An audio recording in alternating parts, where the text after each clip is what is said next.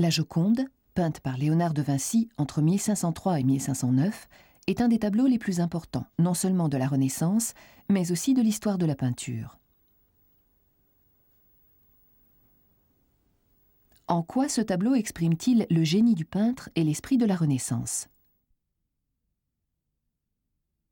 D'abord, Léonard de Vinci a fait le choix de placer son personnage, Mona Lisa del Giocondo, non pas dans un décor fait de colonnes et d'escaliers, mais devant un paysage idéalisé.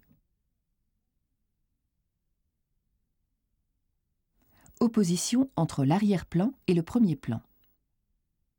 La profondeur de champ et la perspective sont obtenues par des dégradés de couleurs, l'effacement progressif des formes, la disparition des intensités lumineuses, appelées sfumato. Le personnage lui-même est mis en valeur par la transparence lumineuse des chairs, obtenue par ajout successif de vernis. Mais aussi grâce au mouvement par lequel Mona Lisa se tourne vers nous.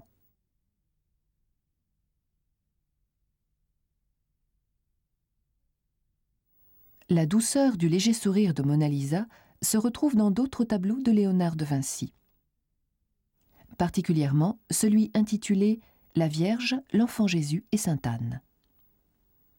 Là encore, nous distinguons en arrière-plan un paysage noyé de brume, le sfumato. Et comme pour la Joconde, nous observons une composition en forme de pyramide, ce qui était la tradition dans les tableaux religieux.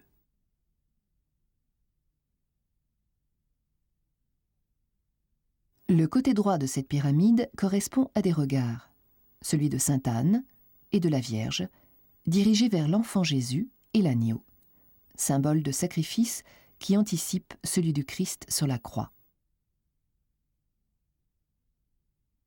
Le côté gauche de la pyramide, lui, est formé par le visage en rotation de Sainte Anne, les épaules confondues des deux femmes et le drapé de leurs vêtements.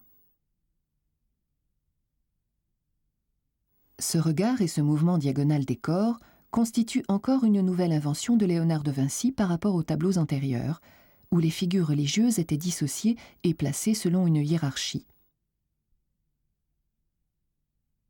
Avec Léonard de Vinci, et quel que soit le sujet, la valeur de l'œuvre ne dépend plus du respect d'un type canonique, mais de sa qualité plastique. Ainsi, la frontière entre l'image sacrée et profane tend à disparaître.